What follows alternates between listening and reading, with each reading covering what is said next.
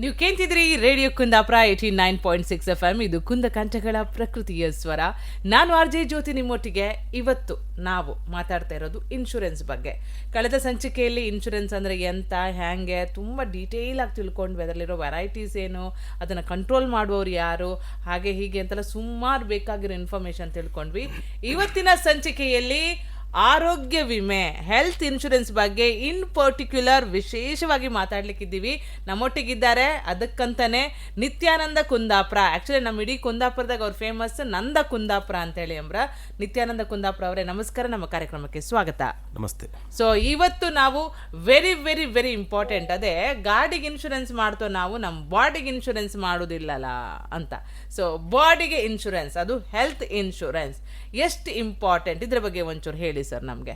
Okay, ನಾನು ಪ್ರಾರಂಭದಲ್ಲಿ ಪ್ರಥಮವಾಗಿ ನಿಮಗೆ ಒಂದು ಪ್ರಶ್ನೆ ಕೇಳ್ತೇನೆ. ಈಗ ನಮಗೆ ಭಾಗ್ಯಗಳು ಅಂತ ಕೇಳಿದಿರಿ. ಭಾಗ್ಯ ಅಂದರೆ ಒಂದು ವರದಾನ. ಹೌದು. ಕೆಲವುದು ನಮಗೆ ಉಚಿತವಾಗಿ ಬರ್ತದೆ, ಕೆಲವು ದೇವರಿಂದ ಭಾಗ್ಯಗಳು ಬರ್ತವೆ, ತಂದೆ ತಾಯಿಗಳಿಂದ ನಮ್ಗೆ ಭಾಗ್ಯಗಳು ಸಿಗ್ತವೆ ಅಲ್ವಾ? ಹೌದು. ಈಗ ನಾವು ಕೇಳಿದ ಹಾಗೆ ನಿಮಗೆ ಸರ್ಕಾರವೂ ಈಗ ಇತ್ತೀಚೆಗೆ ಭಾಗ್ಯಗಳನ್ನು ಕೊಟ್ಟಿದೆ.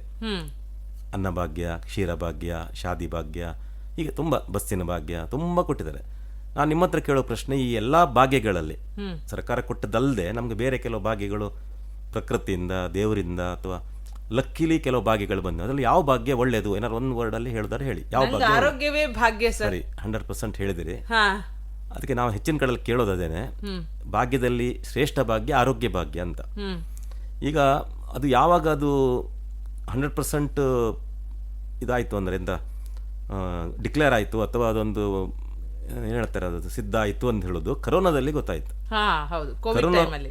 ಕೋವಿಡ್ ಟೈಮ್ನಲ್ಲಿ. ಆವಾಗ ಮೊದಲು ಜನ ಏನು ಕೇಳ್ತಿದ್ರು, ಶಾಲೆ ಮಕ್ಕಳು, ದೇವರೇ ನನಗೆ ಪಾಸ್ ಮಾಡು, ಅಥವಾ ಮದುವೆ ಆಗಿದ್ದು ನನಗೆ ಒಳ್ಳೆ ಸಂಗಾತಿಯನ್ನು ಕೊಡು, ಅಥವಾ ಬಿಸ್ನೆಸ್ನ ಒಳ್ಳೆ ನನಗೆ ಸಂಪಾದನೆ ಆಗಲಿ, ಅಥವಾ ಶಿಕ್ಷಣ ಒಳ್ಳೆ ಸಿಕ್ಕಲಿ, ಉದ್ಯೋಗ ಸಿಕ್ಕಲಿ, ಹೀಗೆ ಆ ಥರ ಬೇಡ್ತಾ ಇದ್ರು ದೇವ್ರ ಹತ್ರ. ಆದರೆ ಆ ಟೈಮ್ನಲ್ಲಿ ಎಲ್ಲ ಬೇಡಿದ ಆರೋಗ್ಯವನ್ನು ಅಲ್ವಾ. ಯಾರು ಬೇರೆ ದುಡ್ಡು ಕೇಳಲಿಲ್ಲ, ಅದು ಕೇಳಲಿಲ್ಲ, ಬಂಗ್ಲೆ ಕೇಳಲಿ, ಏನೂ ಕೇಳಲಿಲ್ಲ. ದೇವರೇ ನನಗೆ ಆರೋಗ್ಯವನ್ನು ಕಾಪಾಡ್ಕೊಳ್ಳೋಕೆ ಶಕ್ತಿ ಕೊಡು, ನನಗೆ ಕರೋನಾ ಬರದೇ ಇರಲಿ. ಯಾಕಂದ್ರೆ ಆ ಟೈಮ್ನಲ್ಲಿ ಎಷ್ಟೋ ಜನ ಸತ್ರು ಸರಿಯಾದ ಟ್ರೀಟ್ಮೆಂಟ್ ಸಿಕ್ಕದೆ. ಇನ್ನು ಕೆಲವರು ಇದ್ದದೆಲ್ಲ ಮಾರ್ಕೊಂಡು ಟ್ರೀಟ್ಮೆಂಟ್ ತಗೊಂಡ್ರು, ಇದ್ದ ಮನೆಗೇನೆ ಅದೆಲ್ಲ ಮಾರ್ಬಿಟ್ಟು ಟ್ರೀಟ್ಮೆಂಟ್ ತಗೊಂಡು ಬಚಾವಾದ್ರು ಕರೋನಲ್ಲಿ. ಅದಕ್ಕೋಸ್ಕರ ನಾವು ಆಗ ಒಂದ್ಸಲ ಪ್ರೂವ್ ಆಯ್ತದು ಏನು, ಆರೋಗ್ಯವೇ ಮುಖ್ಯ.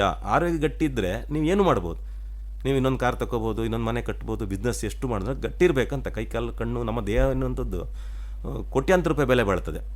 ನಮ್ಮ ದೇಹದ ಪ್ರತಿಯೊಂದು ಅಂಗಕ್ಕೆ ಬೆಲೆ ಕಟ್ಟಲಿಕ್ಕೆ ಆಗೋದಿಲ್ಲ. ಅದೊಂದು ಸೂಪರ್ ಕಂಪ್ಯೂಟರ್, ಅದು ಅಷ್ಟು ಪರ್ಫೆಕ್ಟ್ ಇದೆ ನಮ್ಮ ದೇಹದಲ್ಲಿ. ಹಾಗಾಗಿ ಎಲ್ಲ ಅಂಗಕ್ಕೂ ಒಂದು ಮಹತ್ವ ಇದೆ. ಅಂಥ ಅಂಗವನ್ನು ನಾವು ಕಾಪಾಡಿಕೊಳ್ಬೇಕು. ನೀವು ಹೇಳಿದಾಗೆ ನಾವು ಕಾರಿಗೆ, ಮನೆಗೆ, ಬಂಗ್ಲೆಗೆಲ್ಲ ಇನ್ಶೂರೆನ್ಸ್ ಮಾಡ್ತೇವೆ, ಯಾಕಂದರೆ ಅದೊಂದು ಕಾಮನ್ ಆಗಿ ಹೋಗಿದೆ. ಕೆಲವು ಕಂಪಲ್ಸರಿ ಇದೆ. ಆದರೆ ನಮ್ಮ ದೇಹದ ಬಗ್ಗೆ ಯಾರೂ ಸಹ ಇವತ್ತು ಕೇರ್ ಮಾಡ್ತಾ ಇಲ್ಲ. ಈಗ ನಾವು ಮೊಬೈಲ್ ತಗೊಳ್ತೀವಿ 10-12 ಸಾವಿರದ್ದು, ಅದಕ್ಕೆ ಏನು ಹಾಳಾಗದೇ ಇರಲಿ ಅಂತ, ಸ್ಕ್ರ್ಯಾಚ್ ಆಗದೇ ಇರಲಿ ಅಂತ ಅದಕ್ಕೆ ಸ್ಕ್ರೀನ್ ಗಾರ್ಡ್ ಹಾಕೋದು, ಕವರ್ ಹಾಕೋದು, ಪೌಚ್ ಹಾಕೋದು, ಅದೆಲ್ಲ ಮಾಡ್ತೇವೆ. ಅದ ಕಾರ್ ತಗೊಂಡು ಕೂಡಲೇ ಇನ್ಸೂರೆನ್ಸ್ ಫಸ್ಟ್ ಪಾರ್ಟಿನ, ಥರ್ಡ್ ಪಾರ್ಟಿನ ಅದೆಲ್ಲ ನೋಡ್ತೀವಿ. ಮನೆ ಕಟ್ಟಿದಾಗ ಅದ್ರ ಬಗ್ಗೆ ಜಾಗ್ರತೆ, ಮನೆಯಲ್ಲಿ ಇದಾಗತ್ತೋ ಅಂತ, ಹೀಗೆ ಅದ್ರ ಬಗ್ಗೆ ಜಾಗ್ರತೆ ಮಾಡ್ತಾ ಬಿಟ್ಟು ನಮ್ಮ ದೇಹದ ಬಗ್ಗೆ ಯಾಕೆ ನಾವು ಮಾಡೋದಿಲ್ಲ ಅಂದರೆ, ಒಂದು ನಮ್ಗೊಂಥರ ನೆಗ್ಲಿಜೆನ್ಸ್, ಒಂದು ಇನ್ನೊಂದು ಏನೋ ಒಂಥರ ಏನಾಗಲ್ಲ ಅಂತ ಅಸಡ್ಡೆ. ಮತ್ತೆ ಇನ್ನೊಂದು ಎಂತ ಗೊತ್ತು ಸರ್, ದೇಹ ದುಡ್ಡು ಕೊಟ್ಟು ತಕ ಬಂದಲ್ಲ, ಫ್ರೀಯಾಗಿ. ಹೌದು, ಫ್ರೀಯಾಗಿ ಸಿಕ್ಕಿದ್ದು. ಹಾಗೆ ಅಲ್ಲೇ ನಾವು ನಮ್ಮ ದೇಹದ ಬಗ್ಗೆ ಅಂದರೆ, ಯಾರಿಗೋ ಕಾಯಿಲೆ ಬರುತ್ತೆ ನಮ್ಗೆ ಬರಲ್ಲ ಅಂತ, ಯಾರೋ ಆಕ್ಸಿಡೆಂಟ್ ಆಗಿ ಪೆಟ್ ಮಾಡ್ಕೊಳ್ತು ನಮ್ಗೆ ಆಗಲ್ಲ, ನಮ್ಗೆ ದೇವ್ರು ಕಾಪಾಡ್ತೀವಿ, ಈ ಥರ ಕೆಲವರಿಗಿದೆ. ದೇವ್ರ ಮೇಲೆ ತುಂಬ ವಿಶ್ವಾಸ ಇದೆ. ನಾನು ಕೆಲವ್ರನ್ನ ಮಾತ್ರ ಹಾಗೆ ಹೇಳಿದ್ರು, ಅದು ದೇವ್ರು ನೋಡ್ಕೊಳ್ತಾನೆ, ದೇವ್ರು ಕಾಪಾಡ್ಕೊಳ್ತಾನೆ, ನಮ್ಮ ಕೈಯಲ್ಲಿ ಇಲ್ಲ ಅಂತ ಆ ಥರ ಸಿದ್ಧಾಂತವನ್ನು ಹೇಳೋರಿದ್ದಾರೆ ಕೆಲವರು. ಆದರೆ ಅದು ಸರಿಯಲ್ಲ. ಏನಾಗಬೇಕು ಹಾಗೇ ಆಗತ್ತೆ, ಅದನ್ನು ತಪ್ಪಿಸ್ಲಿಕ್ಕೆ ಆಗೋದಿಲ್ಲ. ಯಾರಿಗೂ ಈಗ ಅಪಘಾತ ತಪ್ಪಿಸ್ಲಿಕ್ಕೆ ಆಗಲ್ಲ, ಕ್ಯಾನ್ಸರ್ ಬರೋದು ತಪ್ಪಿಸ್ಲಿಕ್ಕೆ ಆಗೋದಿಲ್ಲ. ಆದರೆ ಅದನ್ನು ಮುಂದೂಡಲಿಕ್ಕೆ ಅಥವಾ ಅದರಿಂದ ಬಚಾವಾಗಲಿಕ್ಕೆ, ಈಗ ನಾವು ಒಂದು ಮನೆ ಕಟ್ಟಬೇಕು, ಶಾಲೆ ಮಕ್ಕಳಿಗೆ ಒಳ್ಳೆ ವಿದ್ಯಾಭ್ಯಾಸ ಕೊಡಬೇಕು, ಅಥವಾ ಯಾವುದೋ ಒಂದು ಉದ್ದೇಶಕ್ಕಾಗಿ ನಾವು ಹಣವನ್ನು ಸಣ್ಣ ರೀತಿಯಲ್ಲಿ ಉಳಿತಾಯ ಮಾಡ್ತೇವೆ. ಅದು ಎಲ್ಲಿವರೆಗೆ? ಒಂದು ಕಾಯಿಲೆ ಬಂದು ಪೂರ ಕಿತ್ಕೊಂಡು ಹೋಗ್ತದೆ. ಒಂದು ದಿವಸದಲ್ಲಿ ನಾವು ದುಡ್ದ ಹಣ ಒಂದೇ ದಿವಸದಲ್ಲಿ ಹೋಗ್ಬೋದು. ಅಂದರೆ ಮೊದಲು ಒಂದು 5-10 ಸಾವಿರ ಸಾಕಿತ್ತು. ಒಂದು ಹಾಸ್ಪಿಟ್ಲಿಗೆ ಹೋದರೆ, ಒಂದು ಜ್ವರ ಬಂದರೆ, ಒಂದು ಸಣ್ಣ ಪೆಟ್ಟಾದರೆ 5-10 ಅಷ್ಟೇ ಆಗೋದು. ಅದನ್ನು ಹೇಗೂ ನಾವು ಬೇರೆ ಮಾಡ್ಬೋದು. ಆದರೆ ಈಗ ಹಾಗಲ್ಲ. ಈಗ 1000 ಲೆಕ್ಕ ಹೋಗಿ ಲಕ್ಷದ ಲೆಕ್ಕ ಬಂದಿದೆ. ಈಗ ಏನೇ ಆಗಲಿ ಒಂದು 2-3 ದಿನ ಹಾಸ್ಪಿಟ್ಲ್ ಇದ್ದರೆ 1 ಲಕ್ಷ ಬಿಲ್ಲ ಖಂಡಿತ ಆಗುತ್ತೆ. ಯಾಕಂದರೆ ಈಗ ನಮ್ಮ ವೈದ್ಯಕೀಯ ತಂತ್ರಜ್ಞಾನ ಅಷ್ಟು ಮುಂದುವರೆದಿದೆ, ಹಾಗೆ ಕಾಸ್ಟು ಜಾಸ್ತಿ ಆಗಿದೆ. ನಮಗೆ ಜೀವ ಉಳಿಬೇಕಾದ್ರೆ, ಒಳ್ಳೆ ಔಷಧ ಸಿಕ್ಕಬೇಕಾದ್ರೆ, ಒಳ್ಳೆ ಡಾಕ್ಟರ್ ಸಿಕ್ಕಬೇಕಾದ್ರೆ ಹಾಗೆ ನಾವು ಖರ್ಚು ಮಾಡಬೇಕಾಗ್ತದೆ. ಹಾಗಾಗಿ ಈಗ ಶ್ರೀಮಂತರು ಹೇಗೋ ಅದನ್ನು ಹಣ ಹೊಂದಿಸ್ತಾರೆ, ಅವ್ರ ಹತ್ರ ಆಸ್ತಿ ಇದೆ, ಮನೆ ಇದೆ, ಚಿನ್ನ ಇದೆ, ಏನಾದ್ರು ಮಾಡ್ತಾರೆ. ಆದರೆ ಈ ಬಡ ಮಧ್ಯಮ ವರ್ಗದವರಿಗೆ ಕಷ್ಟ ಆಗಿದೆ. ತೀರ ಬಡವರಿಗೆ ಸರ್ಕಾರದೆಲ್ಲ ಹೆಲ್ಪ್ ಇದೆ. ಅವರಿಗೆ ಆ ಕಾರ್ಡ್ ಈ ಕಾರ್ಡ್ ಅಂತ ತುಂಬ ಕಾರ್ಡ್ ಇದೆ. ಆದರೆ ಮಧ್ಯಮದವರಿಗೆ ಕಷ್ಟ ಆಗಿದೆ. ಅವರಿಗೆ ಆ ಕಡೆ ಗೌರ್ಮೆಂಟ್ ಹಾಸ್ಪಿಟ್ಲಿಗೆ ಮಲಗಲಿಕ್ಕಿಲ್ಲ, ದೊಡ್ಡ ಹಾಸ್ಪಿಟ್ಲಿಗೆ ಹೋಗಲಿಕ್ಕಿಲ್ಲ, ಆ ನಮೂನೆ ಆಗಿದೆ. ಕಡೆಗೆ ಸಾಲ ಮಾಡೋದು, ಚಿನ್ನ ಅಡ ಇಡೋದು, ಆಮೇಲೆ ಇದ್ದದ್ದು ಜಾಗನ ಮಾರೋದು, ಇಲ್ಲ ಫೈನಾನ್ಸಿಗೆ ಹೋಗೋದು. ಹಾಗಾಗಿ ಇವತ್ತು ಎಷ್ಟೋ ನಮ್ಮ ದೇಶದಲ್ಲಿ ಒಂದು ಕಾಯಿಲೆ ಬಂದು ಒಂದು ಮನೆ ಬೀದಿಗೆ ಬಂದಿದೆ ಕೆಲವು. ಯಾಕಂದರೆ ಮನೆ ದುಡಿಯೋ ಒಬ್ಬನೇ ಇರ್ತಾನೆ, ದುಡಿಯೋನೊಬ್ಬನೇ, ತಿನ್ನೋರೊಂದು 10 ಜನ ಇರ್ತಾರೆ, ತಂದೆ ತಾಯಿ ಹೆಂಡತಿ ಮಕ್ಕಳೆಲ್ಲ ಸೇರಿ 8-10 ಜನ ಇರ್ತಾರೆ. ಅವ್ರನ್ನ ನೋಡ್ಕೊಳ್ಳೋರಿಲ್ಲ, ಆ ನಮೂನೆ ಆಗಿದೆ. ಅವರು ಖರ್ಚು ಮಾಡಿರ್ತಾರೆ. ಮೊದಲು ಅಲ್ಲೆಲ್ಲ ಒಂದೊಂದಿತ್ತು, ಎಲ್ಲೋ ಒಂದು ಕ್ಯಾನ್ಸರ್, ಕುಂದಾಪುರ ಎಲ್ಲೋ ಒಂದು ಊರಲ್ಲಿ ಒಬ್ಬರಿಗೆ ಕ್ಯಾನ್ಸರು, ಯಾರಿಗೊಬ್ಬರಿಗೆ ಹಾರ್ಟ್ ಅಟ್ಯಾಕ್, ಒಂದು ಅದೇ ದೊಡ್ಡ ವಿಶೇಷ ಇತ್ತು. ಈಗ ಹೇಗಾಗಿದೆ, ಜ್ವರ ಶೀತದ ನಮೂನೆ ಎಲ್ಲ ಕಡೆ, ಆಚೆ ಬೀದಿ ಈಚೆ ಬೀದಿ, ಆಚೆ ಮನೆ ಈಚೆ ಮನೆ ಎಲ್ಲ ಕಡೆ. ಕೆಲವರು ಗುಟ್ಟು ಮಾಡ್ತಾಯಿದ್ದಾರೆ, ಹೇಳ್ತಾ ಇಲ್ಲ, ಆದರೂ ಇದೆ. ಅಷ್ಟೊಂದು ಕಾಯಿಲೆ ಜಾಸ್ತಿ ಆಗಿದೆ, ಹಾಗೆ ಕಾಸ್ಟ್ ಜಾಸ್ತಿ ಆಗಿದೆ. ಹಾಗಾಗಿ ಈಗ ನಮ್ಮ ಮಧ್ಯಮ ವರ್ಗದವರಿಗೆ ಕಷ್ಟ ಆಗಿದೆ. ಈಗ ಹೆಲ್ತ್ ಬಿಲ್ಲನ್ನು ಭರಿಸ್ಲಿಕ್ಕೆ ಆಗ್ತಾ ಇಲ್ಲ, ಗಳಿಸಿದ ದುಡ್ಡೆಲ್ಲ ಖರ್ಚು ಮಾಡ್ತಾರೆ. ಅದಕ್ಕೋಸ್ಕರ ಈ ಕಾನ್ಸೆಪ್ಟ್ ಸ್ವಲ್ಪ ಇತ್ತೀಚೆಗೆ ಫೇಮಸ್ ಆಗ್ತಾಯಿದೆ. ಮೊದಲು ಸ್ವಲ್ಪ ಕಡಿಮೆ ಇತ್ತು ನಮ್ಮ ಇಂಡಿಯಾದಲ್ಲಿ. ನಾನು ಹೇಳಿದಾಗೆ 30% ಮಾತ್ರ ಕವರೇಜ್ ಆಗಿದೆ. ಈಗ ಇತ್ತೀಚೆಗೆ ಅದು 40ಗೆ ಬಂದಿದೆ. ಈಗ ಅಂದರೆ ಈಗ ಬೇರೆ ಬೇರೆ ಸಂಘ ಸಂಸ್ಥೆ ಮೂಲಕ ಸ್ವಲ್ಪ ಪ್ರಚಾರ ಮಾಡಿ ಜನರು ಸ್ವಲ್ಪ ಅವೇರ್ನೆಸ್ ಬರ್ತಾ ಇದೆ. ಈಗ ಜನ ಕೇಳ್ಕೊಂಡು ಬರುವಷ್ಟು ಆಗಿದೆ. ಈಗ ಫಸ್ಟ್ ಏನಂತ ಹೇಳಿದ್ರೆ, ನಾವು ಹೆಲ್ತ್ ಇನ್ಶೂರೆನ್ಸ್ಗಿಂತ ಮಾತಾಡೋಕ್ಕಿಂತ ಮೊದಲು ಹೆಲ್ತ್ ಬಗ್ಗೆ ಒಂದು ಸ್ವಲ್ಪ ಮಾತಾಡುವ. ಹೆಲ್ತ್ ಚೆನ್ನಾಗಿದೆ, ನಮಗೆ ಇನ್ಶೂರೆನ್ಸ್ ನಿಜವಾಗಿ ಬೇಡ. ಈ ಹೆಲ್ತ್ ಹಾಳಾಗಲಿಕ್ಕೆ ಏನು ಕಾರಣ ಅಂತ, ಅದಕ್ಕೆ ನಾವೇ ಕಾರಣ, ಇನ್ನೊಬ್ಬರ ಕಾರಣ ಅಲ್ಲ. ನಮ್ಮ ಹೆಲ್ತು ನಮ್ಮ ಕೈಲಿದೆ. ಇನ್ನೊಬ್ಬರ ಯಾರು ತಂದೆ ತಾಯಿಯೂ ಕಾರಣ ಅಲ್ಲ, ಅಥವಾ ಯಾರು ಸ್ನೇಹಿತರು ಕಾರಣ ಅಲ್ಲ, ಯಾರೂ ಕಾರಣ ಅಲ್ಲ. ನಾವು ತಿನ್ನುವ ಆಹಾರ, ಇನ್ನೊಂದು ಆಹಾರದಿಂದ ನಮ್ಮ ಆರೋಗ್ಯಕ್ಕೆ ಎಫೆಕ್ಟ್ ಆಗ್ತದೆ. ನಾವು ತಗೊಳ್ಳೋ ಔಷಧಿಯಿಂದಲೂ ಎಫೆಕ್ಟ್ ಆಗ್ತದೆ.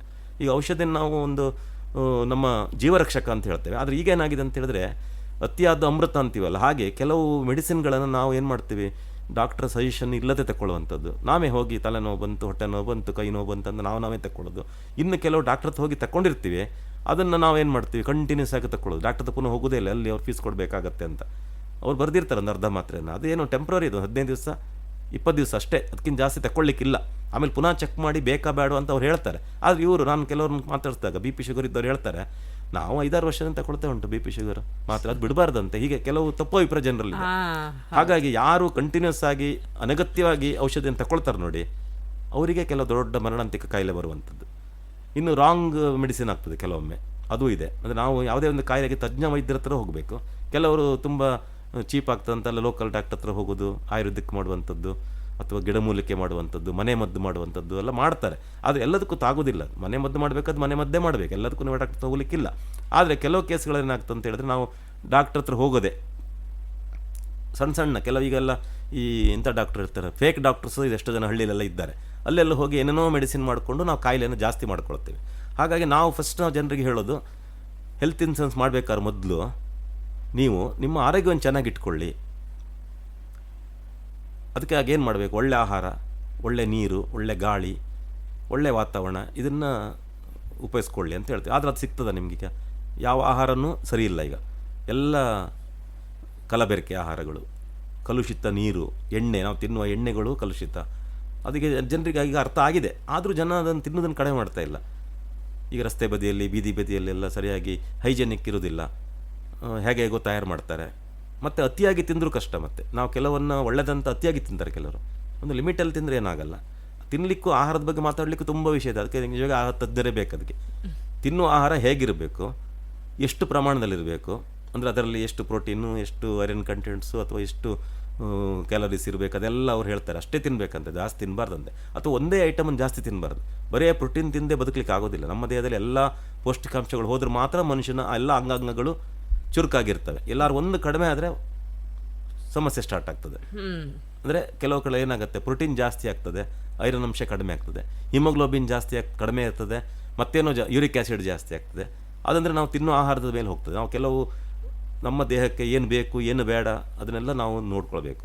ನನ್ನ ಇತ್ತೀಚೆಗೆ ಒಂದು ಗಮನಕ್ಕೆ ಬಂದ ಹಾಗೆ, ಒಬ್ಬರು ವೈದ್ಯರ ಹತ್ರ ಮಾತಾಡಿದಾಗ, ಒಬ್ಬನಿಗೆ 40 ಇಯರ್ಸ್ 40 ವರ್ಷ ಅದೊಂದು ಗಡಿಯಂತೆ.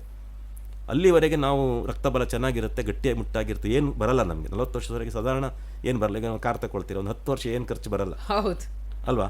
ಚೆನ್ನಾಗಿ ಹೊಡ್ದು ಆಮೇಲೆ 10 ವರ್ಷ ಆಗುವಾಗ ಅಥವಾ 5 ವರ್ಷ ಆಗುವಾಗ ಮಾರ್ತಾರೆ ಜನ, ಅಂದರೆ ನಿಮ್ಗೆ ಖರ್ಚಿಗೆ ಬರುತ್ತೆ ಅಂತ, ಅಲ್ವಾ? ಈ ಸ್ಕೂಟ್ರೆಲ್ಲ ಬೋರಿಗೆ ಬರುವಂಥದ್ದು, ಅಥವಾ ಮತ್ತೆ ಒಳಗಡೆ ಏನಾದ್ರು ಪ್ರಾಬ್ಲಮ್ಸ್ ಎಲ್ಲ ಊರ ಸ್ಟಾರ್ಟ್ ಆಗ್ತದೆ.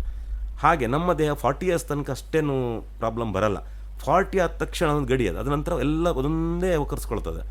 BP, sugar, asthma, cholesterol, uric acid, ಅದು ಇದು ಎಲ್ಲ ಬರ್ತದೆ. ಅದಕ್ಕೆ ಡಾಕ್ಟರ್ ಏನು ಹೇಳ್ತಾರೆ, ಸಲಹೆ ಕೊಡ್ತಾರೆ ಅಂತ ಹೇಳಿದ್ರೆ, ಪ್ರತಿ ವರ್ಷ ಅಥವಾ 2 ವರ್ಷಕ್ಕೊಮ್ಮೆ ಅದು ನಮ್ಮ ಹೆಲ್ತ್ ಚೆಕಪ್ ಮಾಡ್ಕೋಬೇಕಂತ.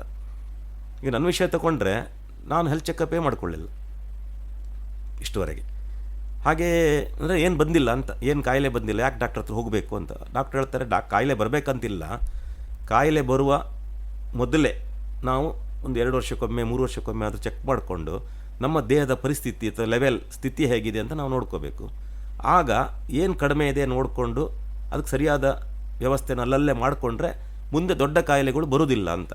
ಈಗ ಕ್ಯಾನ್ಸರ್ ಸಮೇತ 3 ವರ್ಷದ ಮುಂದೆ ಬರುವಂತ ಈಗ ಗೊತ್ತಾಗ್ತದಂತೆ ಅಂತ ಒಂದು ಹೆಲ್ತ್ ಚೆಕಪ್ ಬಂದಿದೆ. ಈಗ ಹಾರ್ಟ್ ಪ್ರಾಬ್ಲಮ್ 3 ವರ್ಷದ ನಂತರ ಬರೋದಿದ್ದರೆ ಈಗಲೇ ಅದನ್ನು ತಡೆಯಲಿಕ್ಕಾಗ್ತದೆ. Prevention is better than cure ಅಂತಾರಲ್ಲ, ಹಾಗೆ ಬರುವ ಮೊದಲೇ ಅದನ್ನು ಎಚ್ಚರಿಕೆ ತಗೊಳ್ಳಿಕ್ಕೆಲ್ಲ ವ್ಯವಸ್ಥೆ ಇದೆ. ಹಾಗಾಗಿ ನಾವೇನು ಮಾಡಬೇಕು, ಶುದ್ಧವಾದ ಸಾತ್ವಿಕ ಆಹಾರವನ್ನು ತಗೊಂಡ್ರೆ ಸ್ವಲ್ಪ ಕಾಯಿಲೆ ಕಡಿಮೆ ಆಗ್ತದೆ.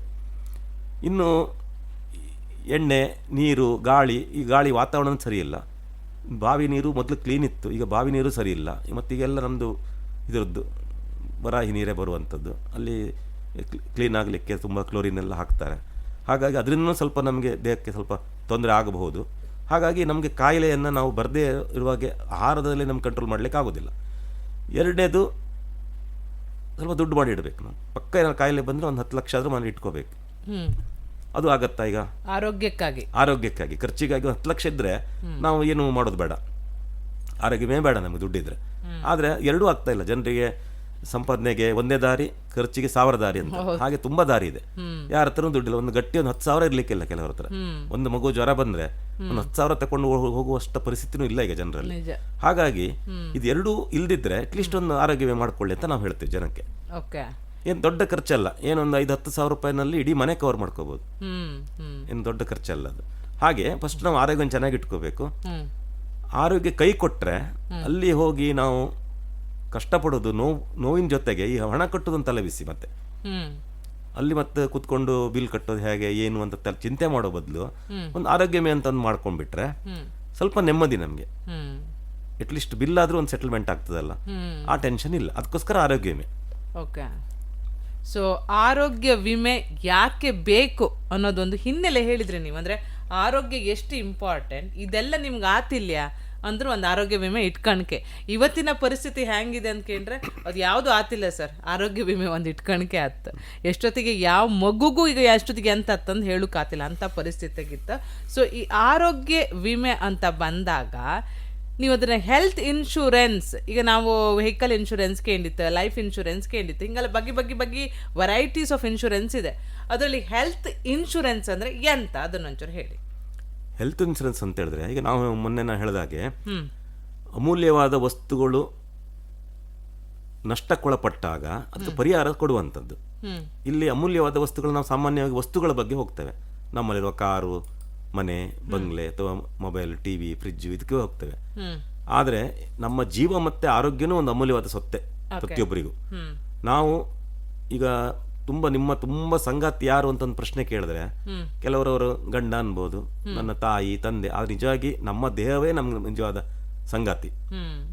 ನಾವು ಫಸ್ಟ್ ನಮ್ಮ ದೇಹದ ಬಗ್ಗೆ ಬಹಳ ಕಾಳಜಿ ಇದೆ ಮನುಷ್ಯನಿಗೆ. ನಾವು ಅದಕ್ಕೆ ಶೃಂಗಾರ ಮಾಡ್ತೇವೆ, ಏನು ತಾಗಬಾರ್ದು, ಗಲೀಜಿದ್ರೆ ದೂರ ನಿಲ್ತೇವೆ, ಮುಟ್ಟುವುದಿಲ್ಲ. ಅಂದರೆ ನಮ್ಮ ದೇಹದ ಫಸ್ಟ್ ನಾವು ಹೇಳಲಿಕ್ಕೆ ಹೇಳ್ಬೋದು, ನಮ್ಮ ತಾಯಿ ತುಂಬ ಪ್ರೀತಿ ಮಾಡ್ತೇವೆ, ನಾವು ತಂದೆನ ಪ್ರೀತಿ ಮಾಡ್ತೇವೆ, ನಮ್ಮ ಗಂಡನ ಪ್ರೀತಿ ಮಾಡ್ತೇವೆ, ನನ್ನ ಹೆಂಡತಿನ ಪ್ರೀತಿ ಮಾಡ್ತೇವೆ ಅಂತ ನಾವು ಹೇಳ್ಬೋದು. ಆದರೆ ಮನುಷ್ಯ ಫಸ್ಟ್ ಅವನು ಲವ್ ಮಾಡೋದು ಅಥವಾ ಪ್ರೊಟೆಕ್ಟ್ ಮಾಡುವಂಥದ್ದು, ರಕ್ಷಣೆ ಮಾಡೋದು ಅವನ ದೇಹವನ್ನು. ಕರೆಕ್ಟ್. ಹಾಗಾಗಿ ಈ ದೇಹಕ್ಕೆ ನಾನು ತೊಂದರೆ ಆದರೆ ಆತ ಅದಕ್ಕೆ ಸರಿಯಾದ ಚಿಕಿತ್ಸೆ ಪಡಿಲೇಬೇಕು. ಈಗ ಎದೇನೋ ಬಂದ ತಕ್ಷಣ ನಮ್ಮ ಕೂತ್ಕೊಳ್ಳಿಕ್ಕೆ ಆಗಲ್ಲ, ಕೂಡಲೇ ಓಡ್ತಾನೆ, ನನಗೆ ರಜೆ ಇಲ್ಲ, ಪುರ್ಸೊತ್ತಿಲ್ಲ ಅಂತ ಕೂತ್ಕೊಳ್ಳಿಕ್ಕಿಲ್ಲ. ಕ್ಯಾನ್ಸರ್ ಬಂದರೂ ಹಾಗೆ ಲೇಟ್ ಮಾಡಿದಾಗಿ ಜಾಸ್ತಿ ಡೆವಲಪ್ ಆಗ್ತದೆ ಅದು. ಯಾಕಂದ್ರೆ ನಾವು ಕ್ಯಾನ್ಸರ್ ಬಗ್ಗೆನೂ ತುಂಬ ಪ್ರೋಗ್ರಾಮ್ ಮಾಡಿದ್ದೇವೆ. ಕ್ಯಾನ್ಸರ್ ಅಂದ್ರೆ ಏನು, ಎಷ್ಟು ವೆರೈಟಿ ಕ್ಯಾನ್ಸರ್ ಇದೆ, ಆಮೇಲೆ ಕ್ಯಾನ್ಸರ್ ಹೇಗೆ ಬರುತ್ತೆ, ಅದಕ್ಕೆ ಒಂದು ಪ್ರೋಗ್ರಾಮ್ ಮಾಡ್ಬೋದು. ಅಷ್ಟು ವಿಷಯ ಇದೆ ಕ್ಯಾನ್ಸರ್ನಲ್ಲಿ, ಆಯ್ತಾ. ಹಾಗಾಗಿ ಮರಣಾಂತಿಕ ಕಾಯಿಲೆ ಯಾವುದೆಲ್ಲ ಹೇಳ್ತೀವಿ, cancer, TB, liver, kidney, brain, ಇದೆಲ್ಲ ಮರಣಾಂತಿಕ ಕಾಯಿಲೆ. ಹಾಗಾಗಿ ಇಂಥದ್ದು ಬಂದಾಗ ನಮ್ಮ ಹತ್ರ ಹಣ ಇರಲ್ಲ. ಕೆಲವೊಮ್ಮೆ 50 ಲಕ್ಷ, 1 ಕೋಟಿ ಆಗಿದ್ದಿದೆ ಕೆಲವು ಕೇಸ್ಗಳಲ್ಲಿ. 1 ಕೋಟಿ ಬಿಲ್ ಆದಿದೆ. 50-60 ಲಕ್ಷ ಕಾಮನ್ ಆಗಿದೆ ದೊಡ್ಡ ಕಾಯಿಲೆಗಳಿಗೆ. ಕ್ಯಾನ್ಸರ್ ಬಂದರೆ 50 ಲಕ್ಷ ಬೇಕೇ ಬೇಕು. ಅಂಥ ಸಂದರ್ಭದಲ್ಲಿ ನಮ್ಮ ಹತ್ರ ಕೊಡ್ಲಿಕ್ಕೆ ಹಣದ ಇಲ್ಲದಿದ್ದಾಗ ಹೆಲ್ತ್ ಇನ್ಶೂರೆನ್ಸ್ ಅನ್ನೋದು ನಮಗೆ ಸಹಾಯಕ್ಕೆ ಬರ್ತದೆ. ಇದು ಆಪತ್ಕಾಲದ ಆಪತ್ ಬಾಂಧವ ಅಂತೇವೆ. ಒಂಥರ ಈ ಸ್ಟೆಪ್ನಿ ಟೈರ್ ಇದ್ದಾಗೆ. ನಾವೆಲ್ಲೋ ಪ್ರಯಾಣಕ್ಕೆ ಹೋಗ್ತಾ ಇರ್ತೀವಿ, ಸಡನ್ ಪಂಕ್ಚರ್ ಆಗಿಬಿಟ್ರೆ ಏನು ಮಾಡ್ತೀರಿ ಅಲ್ವಾ, ಅಲ್ಲೇ ನೀವು ಅದೇ ನೀವು ಎಕ್ಸ್ಟ್ರಾ ಸ್ಟೆಪ್ನಿ ಇದ್ದರೆ ಕೂಡಲೇ ಚೇಂಜ್ ಮಾಡ್ಕೊಂಡು ಹೋಗ್ಬೋದು. ಅಂದರೆ ಅದು ದಿನ ನಮ್ಗೆ ಯೂಸ್ ಬರೋದಿಲ್ಲ ಆ ಟೈರ್, ಎಮರ್ಜೆನ್ಸಿಗೆ ಇಟ್ಕೊಳ್ಳುವಂಥದ್ದು, ಅಂಥ ಟೈಮ್ನಲ್ಲಿ ಅದು ಹೆಲ್ಪ್ ಬರ್ತದೆ. ಹಾಗೆ ಅಂಥ ಸಮಯದಲ್ಲಿ ನಮಗೆ ಹೆಲ್ತ್ ಇನ್ಶೂರೆನ್ಸೇ ಒಂದು ಆಪತ್ಕಾಲದಲ್ಲಿ ಹೆಲ್ಪ್ ಬರುವಂಥದ್ದು. ಮತ್ತು ಯಾರು ನಿಮ್ಮ ಸ್ನೇಹಿತರು ಫ್ರೆಂಡ್ಸ್ ಯಾರು ಹತ್ರ ಬರಲ್ಲ, ಆ ಟೈಮಲ್ಲಿ ಪೈಕಿರೂ ಬರೋದಿಲ್ಲ, ಎಲ್ಲಿ ಕರೆದ್ರೆ ದುಡ್ಡು ಕೊಡಬೇಕಾಗತ್ತಂತ, ಹೌದಾ ಚೆನ್ನಾಗಿದೆಯಾ ಅಂತ ಕೇಳಿ ಹಾಸ್ಪಿಟ್ಲಿಗೆ ಬರೋದಿಲ್ಲ. ಮತ್ತೆ ನಮಗೆ ಹೆಲ್ತ್ ಇನ್ಶೂರೆನ್ಸ್ ಇಂಪಾರ್ಟೆನ್ಸ್ ಗೊತ್ತಾಗದೆ ಆಸ್ಪತ್ರೆ ಬೆಡ್ ಹಂಗೆ ಹೊಂದ್ಕೊಂಡ್ ಮೇಲೆ ಮಲಗಿದಾಗ ಹೌದು ನಾನು ಒಂದು ಇನ್ಶೂರೆನ್ಸ್ ಮಾಡಿಸ್ಕಿದಿತ್ತು ಅಂತೇಳಿ ಅಷ್ಟೊತ್ತಿಗೆ ಅನ್ಸುದು. ಈಗ ಹೆಲ್ತ್ ಇನ್ಶೂರೆನ್ಸ್ಗೆ ಯಾಕೆ ಹಿಂದೇಟ್ ಹಾಕ್ತಾರೆ ಮಾಡೋಕಂದ್ರೆ, ಒಂದು ಅದರಿಂದ ರಿಟರ್ನ್ ಇಲ್ಲ, ನೀವು ಕಟ್ಟದು ಹೋಯ್ತು, ಅಯ್ಯೋ ಅಷ್ಟಪ್ಪ ದುಡ್ಡ ಹೋದ ಅಂತ ಲೆಕ್ಕ ಹಾಕತ್ ನಾವು. ಮತ್ತು ಇನ್ನೊಂದು ಹೆಲ್ತ್ ಇನ್ಶೂರೆನ್ಸ್ದು ಪ್ರೀಮಿಯಂ ಕಾಸ್ಟ್ಲಿ ಇರುತ್ತೆ ಬೇರೆ ಇನ್ಶೂರೆನ್ಸ್ಗಿಂತ ಅನ್ನೋ ಒಂದು ಮಾತು. ಸೊ ಇದ್ರ ಬಗ್ಗೆ ಒಂಚೂರು ಹೇಳಿ. ಹೌದು, ಖಂಡಿತ ಇಲ್ಲ. ಹೆಲ್ತ್ ಇನ್ಶೂರೆನ್ಸ್ ಅನ್ನೋದು ಏನೂ ಅಲ್ಲ. ಈಗ ನೀವು ಏನಿಲ್ಲ ಅಂದ್ರೆ ಒಂದು 10,000 5,000 ಸೀರೆ ತಗೊಳ್ತೀರಾ, ಅದೇ ಬೆಲೆಯಲ್ಲಿ ನೀವು ಒಂದು ಹೆಲ್ತ್ ಇನ್ಶೂರೆನ್ಸ್ ತಗೊಳ್ಳಿಕ್ಕಾಗ್ತದೆ. ಒಂದು ಟೀ ಬಿಟ್ಟರೆ ಸಾಕಂತೀವಿ ನಾವು. ಕೆಲವರು ಮನೆಯಲ್ಲಿ ಬೆಳಗ್ಗೆ ಚಾ ಕುಡ್ಕೊಂಡ್ಬರ್ತಾರೆ ಪೇಟೆಗೆ, ಸಂಜೆ ಮನೆಗೆ ಹೋಗ್ತಾರೆ, ಹೋಗೋದ್ರೊಳಗೆ ಒಂದು 7-8 ಚಾ ಕುಡಿತಾರೆ. ನಾವು ಹೇಳೋದು ಒಂದು ಚಾ ಬಿಡಿ ಅಂತ, ಒಂದು ಟೀ ಬಿಟ್ಟರೆ ಸಾಕು. ನೀವು ಒಂದು ಟೀಗೆ ಒಂದು 20 ರೂಪಾಯಿ ಹಿಡ್ಕೊಂಡ್ರೆ ವರ್ಷಕ್ಕೆ ಎಷ್ಟಾದ್ಕೊಂಡು 7,200 ರೂಪಾಯಿ ಆಯ್ತು ಅವನು ಉಳಿತಾಯ, ಒಂದು ಟೀ ಕಡಿಮೆ ಮಾಡಿದ್ರೆ. ಅದೇ 7,200 ರೂಪಾಯಲ್ಲಿ ಇಡೀ ಮನೆಗೆ ಅವನ ಗಂಡ ಹೆಂಡತಿ ಮಕ್ಕಳಿಗೆಲ್ಲ ಕವರ್ ಮಾಡ್ಬೋದು. ಅಷ್ಟಕ್ಕೆ ಬರುತ್ತೆ ಸರ್. ಹೌದು, ಅದರಲ್ಲಿ ವೆರೈಟಿ ಇದೆ. ನಾವು ಎಲ್ಲವನ್ನು ದೊಡ್ಡದೇ ಹೇಳ್ತಾ ಇಲ್ಲ, ಯಾಕಂದರೆ ನಮ್ಮಲ್ಲಿ ಏನಿದೆ ಅಂತ ಹೇಳಿದ್ರೆ ಬಡವರಿಗೆ ಒಂಥರ ಚೀಪರು, ಮಧ್ಯಮ ವರ್ಗದವರಿಗೆ ಒಂಥರ, ಆಮೇಲೆ ಸ್ವಲ್ಪ ಸ್ಟ್ಯಾಂಡರ್ಡ್ ಒಳ್ಳೆಯದು ಎಲ್ಲದೂ ಇದೆ. ಹೋಟೆಲ್ ಊಟ ಇದ್ದಾಗೆ, ಸಾದಾ ಊಟ, ಸ್ಪೆಷಲ್ ಊಟ, ನಾರ್ತ್ ಇಂಡಿಯನ್ ಊಟ, ತಾಲಿಗಳಿದ್ದಾಗೆ ವೆರೈಟಿ ಇದೆ. ಊಟನೇ, ನೀವು ಅದು ಕಳಪೆ ಏನು ಅಂತ ಕೇಳಲಿಕ್ಕಿಲ್ಲ. ಅಲ್ಲಿ ಕೊಡುವ ಅನ್ನ ಸಾರು ಪಲ್ಯ ಏನೋ ಅದೇ, ನೀವು ಸ್ಪೆಷಲ್ ಹೋಟೆಲ್ ಕೊಡೋದು ಅದೇನೆ. ಅದಕ್ಕೆ ಎಕ್ಸ್ಟ್ರಾ ಎಡಿಷನ್ ಇರುತ್ತೆ. ಆ ಸೌಲಭ್ಯ ಅಂದರೆ ಅಲ್ಲಿ ಪಲಾವು ಅದೆಲ್ಲ ಇರುತ್ತಲ್ಲ, ಐಸ್ ಕ್ರೀಮು ಎಕ್ಸ್ಟ್ರಾ ಎಲ್ಲ ಕೊಟ್ಟಿರ್ತಾರೆ, ರೋಟಿ ಗೀಟಿ ಕೊಟ್ಟಿರ್ತಾರೆ, ದುಡ್ಡು ಜಾಸ್ತಿ. ಹಾಗೆ ನಮ್ಮಲ್ಲಿ ಚೀಪರ್ ಇದೆ. ಆದರೆ ಇವತ್ತಿನ ಏಜೆಂಟ್ ಹೆಚ್ಚಿನವ್ರು ಹೇಳ್ತಾ ಇಲ್ಲ ಅದನ್ನು, ಯಾಕಂದರೆ ಅಲ್ಲಿ commission on the basis of premium, total premium ಮೇಲೆ ಕಮಿಷನ್. ನಾವು ನಿಮಗೆ ಹೇಳುವಾಗ ಈ ಚೀಪರ್ ಹೇಳಲಿಕ್ಕೂ ಅಷ್ಟೇ ಟೈಮ್ ಬೇಕು, ದೊಡ್ಡದು ಹೇಳಲಿಕ್ಕೂ ಅಷ್ಟೇ ಟೈಮ್ ಬೇಕು. ಮತ್ತು ಜನ ತುಂಬ ದೊಡ್ಡದು ಹೇಳಿದ್ಕೊಂಡು ಓಡಿ ಹೋಗ್ತಾರೆ, ಅಯ್ಯೋ ಅಷ್ಟಾಗತ್ತಾ ಬೇಡ, ಕೇಳಲಿಕ್ಕೆ ರೆಡಿ ಇಲ್ಲ. ಸ್ವಲ್ಪ ಚೀಪರ್ ಹೇಳಿ ಆಮೇಲೆ ಅವ್ರಿಗೆ ನಾವು ದೊಡ್ಡದ್ರದ್ದು ಬಗ್ಗೆ ಸ್ವಲ್ಪ ಹೇಳಿ ಅದ್ರ ವ್ಯತ್ಯಾಸವನ್ನು ಹೇಳ್ತೇವೆ, ಅದು ಹೇಗೆ ಇದು ಹೇಗೆ ಅಂತ. ಅದನ್ನು ಹೇಳಿ ಅವರಿಗೆ ನಾವು, ಅಂದರೆ ನೀವು ಸಾದಾ ಊಟ ತಗೊಳ್ತೀರಿ 50 ರೂಪಾಯಿ, ಅಲ್ಲಿ ಕೂತ್ಕೊಂಡು ಆಚೆ ನೋಡ್ಕೊಂಡು ಅವನಿಗೆ ಯಾಕೆ ಹಪ್ಪಳ ಕೊಟ್ಟರಿ, ಅವನಿಗೆ ಯಾಕೆ ಸಂಡಿಗೆ ನನಗೆ ಕೊಟ್ಟಿಲ್ಲ ಅಲ್ರಿ, ನನಗೆ ಸ್ವೀಟ್ ಕೊಟ್ಟಿಲ್ಲಲ್ಲ ಅಂತ ಕೇಳುವಂಗಿಲ್ಲ ನೀವು. ಆಮೇಲೆ ನಿಮ್ಮ ಪಶ್ಚಾತ್ತಾಪ ಆಗುತ್ತೆ ಕೂತ್ಕೊಂಡು, ಅಯ್ಯೋ ನಾನು ತಗೊಳ್ಬೇಕಾಗಿತ್ತು, 100 ರೂಪಾಯಿ ತಗೊಂಡಿರೆ ತುಂಬ ಐಟಮ್ ಸಿಕ್ತಿತ್ತು ಅಂತ ಅಲ್ಲಿ ಪಶ್ಚಾತ್ತಾಪ ಆಗ್ತದೆ. ಅದನ್ನು ಉದಾಹರಣೆ ಕೊಡ್ತೇವೆ ನಾವು.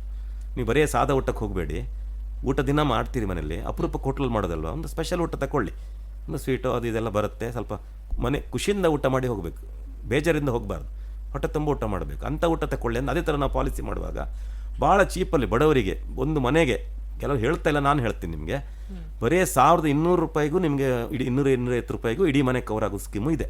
ಅದನ್ನು ನಾನು ಕೊಡ್ತಾ ಇದ್ದೇನೆ. ತುಂಬ ಬಡವರಿಗೆ, ತೀರಾ ಬಡವರು, ಅವರಿಗೆ ತಗೊಳ್ಳಿಕ್ಕೆ ಆಗ್ತಾ ಇಲ್ಲ ಅನ್ನೋದು ನಾವು ಎಲ್ಲರಿಗೂ ಹೇಳೋದಿಲ್ಲ.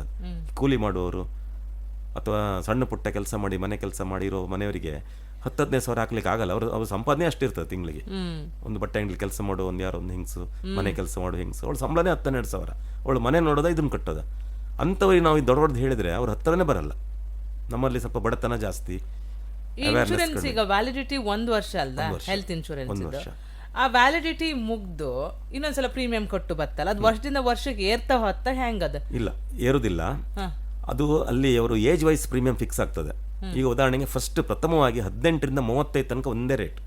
ಈಗ ನಿಮ್ಗೆ 18 ವರ್ಷ ಆದ್ರೆ ಇವತ್ತು ನೀವು ಪ್ರೀಮಿಯಂ ತಗೊಂಡ್ರೆ ಪಾಲಿಸಿಯನ್ನ 5,000 ಅಂತ ತಿಳ್ಕೊಳ್ಳಿ. ನಿಮ್ಗೆ ಇನ್ನು 35 ಆಗೋವರೆಗೆ ಇನ್ನು 17 ವರ್ಷ ರೇಟ್ ಏರುದಿಲ್ಲ, ಅದೇ ರೇಟಲ್ಲಿ ಇರ್ತದೆ. ನೆಕ್ಸ್ಟ್ 36 ಆದ ಮೇಲೆ 45 ತನಕ 10 ವರ್ಷ ಅದೇ ರೇಟ್.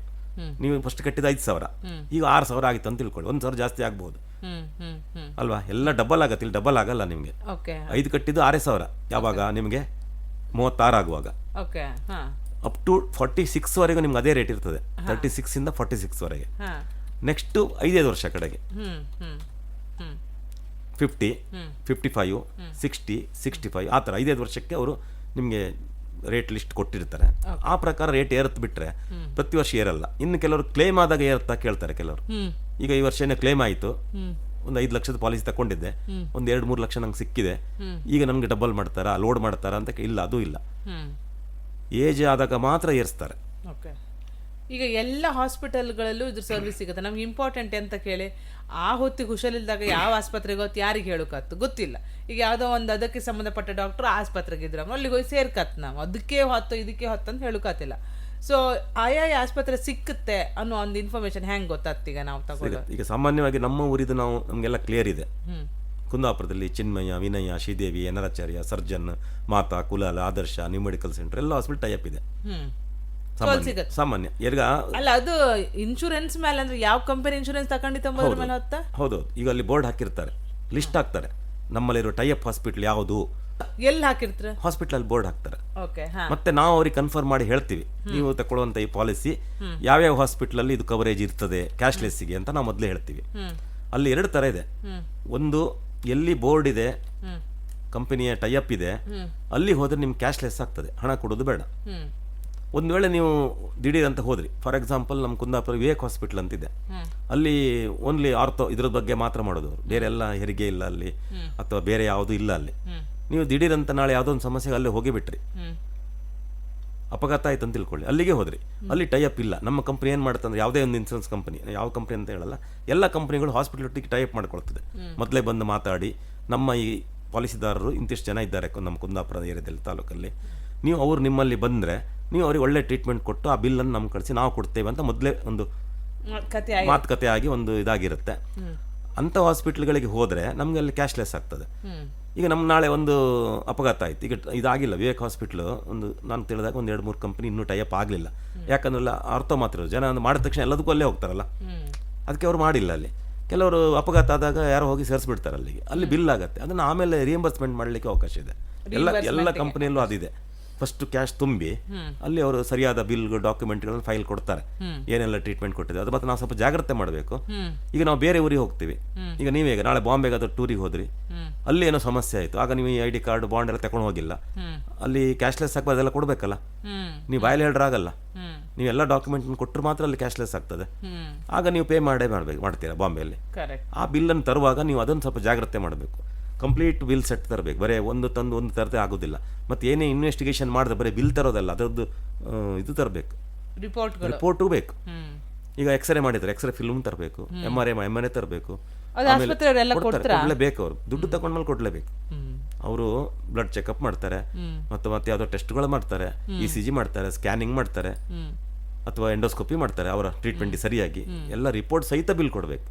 ಮತ್ತೆ ಡಿಸ್ಚಾರ್ಜ್ ಸಮ್ಮರಿ ಮೇಯ್ನ್. ಕೆಲವು ಡಿಸ್ಚಾರ್ಜ್ ಸಮ್ಮರಿ ತರೋದಿಲ್ಲ, ಬಿಟ್ಟು ಬರ್ತಾರೆ. ಡಿಸ್ಚಾರ್ಜ್ ಸಮ್ಮರಿ ಅಂತ ಹೇಳಿದ್ರೆ ಕಂಪ್ಲೀಟ್ ಹಿಸ್ಟ್ರಿ ಎಲ್ಲ ಬರೆದಿರ್ತಾರೆ, ಡಾಕ್ಟರ್ ಸೈನ್ ಹಾಕಿರ್ತಾರೆ. ಅದೆಲ್ಲವನ್ನ ಆ ವ್ಯಕ್ತಿ ತಂದು ನಮ್ಗೆ ಸಬ್ಮಿಟ್ ಮಾಡಿ ನಮ್ಗೆ ಕೊಟ್ಟರೆ ನಾವು ಅದನ್ನು ಕಂಪನಿಗೆ ಕಳಿಸಿ ಅವನಿಗೆ ಹಣ ವಾಪಸ್ಸು ರಿಯಂಬರ್ಸ್ ಆಗುವಾಗ ನಾವು ನೋಡ್ಕೊಳ್ತೇವೆ. ಇದು ನಾವು ಪಬ್ಲಿಕ್ಕಿಗೆ ಹೇಳ್ತೀವಿ, ಸಾಧಾರಣ ಪಾಲಿಸಿ ಮಾಡುವಾಗ ಇದು ಜಾಗ್ರತೆ ಮಾಡಿ. ನಾವು ಮೇನ್ ಹೇಳೋದು ಆದಷ್ಟು ಕ್ಯಾಶ್ಲೆಸ್ ಇರೋ ಹಾಸ್ಪಿಟ್ಲಿಗೆ ಹೋಗಿ, ಕೆಲಸ ಕಡಿಮೆ. ನೀವು ಫಸ್ಟ್ ಪೇ ಮಾಡಿ ಆಮೇಲೆ ತರ 1 ತಿಂಗಳು ಆಗುತ್ತೆ, ಹಂಗೆ ಕೂಡಲೇ ಸಿಕ್ಕಲ್ಲ. ಇವತ್ತು ನೀವು ಕೊಟ್ಟ ತಕ್ಷಣ ನಾಳೆನೇ ಕೊಡಲ್ಲ, ಅದನ್ನ ಅಲ್ಲಿ ಹೋಗ್ಲಿಕ್ಕೆ ಸುಮಾರು ಟೈಮ್ ತಗೊಳ್ತಾರೆ. ಡಾಕ್ಯುಮೆಂಟ್ಸ್ ಎಲ್ಲ ಕೊರಿಯರ್ ಹೋಗಬೇಕು, ಆಮೇಲೆ ಅದನ್ನು ಅವರು ವೆರಿಫೈ ಮಾಡಬೇಕು, ಆಮೇಲೆ ಕ್ವೆರೀಸ್ ಎಲ್ಲ ಹಾಕ್ತಾರೆ, ಅಲ್ಲಿ ಸರಿ ಇರಲ್ಲ, ಅಲ್ಲಿ ಸೈನ್ ಇಲ್ಲ, ಇದು ಅದಿಲ್ಲ, ಅಲ್ಲೇ ಡಾಕ್ಟರ್ ಆ ರಿಪೋರ್ಟ್ ಕೊಟ್ಟರೆ ಇದೆಲ್ಲ ಕೇಳಿ ಎಲ್ಲ ಮಾಡುವಾಗ ಸ್ವಲ್ಪ ಟೈಮ್ ತಗೊಳ್ತದೆ. ಹಾಗಾಗಿ ನಾವು ಆದಷ್ಟು ಕ್ಯಾಶ್ಲೆಸ್ ಮಾಡಿ ಅಂತ ಜನ ಕೇಳ್ತೇವೆ. ಈಗ ಈ ಇನ್ಶೂರೆನ್ಸ್ಗಳು ಎಲ್ಲ ಕಾಯಿಲೆಗಳಿಗೂ ಕವರ್ ಆಗ್ತಾ?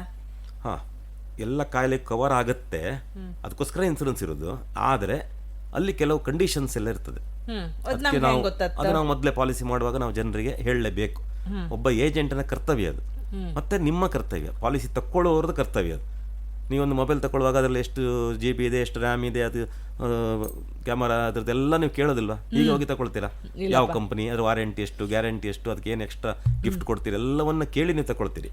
ಹಾಗೆ ಹೆಲ್ತ್ ಇನ್ಶೂರೆನ್ಸ್ ಮಾಡುವಾಗ ಸುಮ್ಮನೆ ಬಂದೊಂದು ಹೆಲ್ತ್ ಇನ್ಶೂರೆನ್ಸ್ ಕೊಡಿ ಅಂತ ಕೆಲವು ಕೇಳೋರು ಇದ್ದಾರೆ. ದುಡ್ಡೊಂದು ಕೇಳೋದು, ಎಷ್ಟಾಗತ್ತೆ, ನಮಗೊಂದು 4 ಜನ ಇತ್ತು, ನಾವು 10,000 ಅಥವಾ ನಮ್ಮೊಂದು ಮಾಡಿ ಕೊಡಿ ತಗೊಳ್ಳಿ ಅಂತ ಕೊಡೋರು ಇದ್ದಾರೆ. ಅದು ಮೇನ್ ಅಲ್ಲ. ಒಬ್ಬ ಹೆಲ್ತ್ ಪಾಲಿಸಿ ಮಾಡುವಾಗ ಕಂಪ್ಲೀಟ್ ಡೀಟೇಲ್ಸ್ ಅನ್ನ ಕೇಳಿ ತಿಳ್ಕೊಳ್ಬೇಕು. ಒಂದು ಹಾಸ್ಪಿಟ್ಲ್ ವಿಷಯ ಆಗಲೇ ಕೇಳಿದ್ರಿ ನೀವು, ಯಾವ್ಯಾವ ಹಾಸ್ಪಿಟಲ್ ಟೈಅಪ್ ಇದೆಯಪ್ಪ, ಇದು ಯಾವ ಕಂಪ್ನಿ ನೀವು ಮಾಡಿ ಕೊಡ್ತಾ ಇದ್ದೀರಾ, ಆಮೇಲೆ ನೀವು ಹೇಳಿದಾಗ ಈ ಕಾಯಿಲೆಗಳು ಯಾವಾಗ ಕವರ್ ಆಗುತ್ತೆ, ನಮಗೆ ನಾಳೆನೇ ಕೂಡಲೇ ಕವರ್ ಆಗುತ್ತಾ ಅಥವಾ ಯಾವ್ದು ಕವರ್ ಆಗಲ್ಲ, ಅದನ್ನೆಲ್ಲ ಅವನು ವಿಚಾರಿಸ್ಕೊಳ್ಬೇಕು. ಅದು ನಮ್ಮ ಏಜೆಂಟ್ ಡ್ಯೂಟಿ. ಪ್ರತಿಯೊಬ್ಬ ಏಜೆಂಟ್ ಅದ್ರ ಬಗ್ಗೆ ಸರಿ ತರೋ ಆಗಿರ್ಬೇಕು, ತಿಳ್ಕೊಂಡಿರ್ಬೇಕು. ಅವನು ಯಾವ ಪ್ರಶ್ನೆ ಕೇಳಿದ್ರು ಉತ್ತರ ಕೊಡ್ಲಿಕ್ಕೆ ರೆಡಿ ಇರಬೇಕು. ಯಾಕಂದ್ರೆ ಅದಕ್ಕೆ ಕಮಿಷನ್ ಕೊಡ್ತದೆ ಯಾವುದೋ ಕಂಪನಿ ಆ ಕೆಲಸಕ್ಕೆ. ಅಲ್ಲಿ ನಾವು ಹೇಳುವಾಗ ಸಾಮಾನ್ಯವಾಗಿ ನಾವು ಒಂದು ನಿಮ್ಗೆ ಅರ್ಥ ಆಗಲಿಕ್ಕೋಸ್ಕರ ನಾವು ಅದನ್ನು 3 ಡಿವಿಷನ್ ಮಾಡ್ತೇವೆ. ಸಾಮಾನ್ಯವಾಗಿ ನಾವೆಲ್ಲರಿಗೆ ನನ್ನ ಒಂದು ಸಿಸ್ಟಮ್ ಹಾಗೆ, ನಮ್ಮ ಕಾಯಿಲೆ, ಮನುಷ್ಯನಿಗೆ 100 ಕಾಯಿಲೆ ಇದೆ, ಹಾಸ್ಪಿಟ್ಲ್ ಹೋಗಿ ದಾಖಲಾಗಲಿಕ್ಕೆ 100 ಕಾಯಿಲೆ ಇದೆ, ಅದನ್ನು 3 ಭಾಗ ಮಾಡ್ತೇವೆ. ಫಸ್ಟ್ ಅಪಘಾತ ಅಂತ ಹೇಳ್ತೀವಿ, ಪೆಟ್ಟು ಮಾಡ್ಕೊಂಡು ಬರುವಂಥದ್ದು.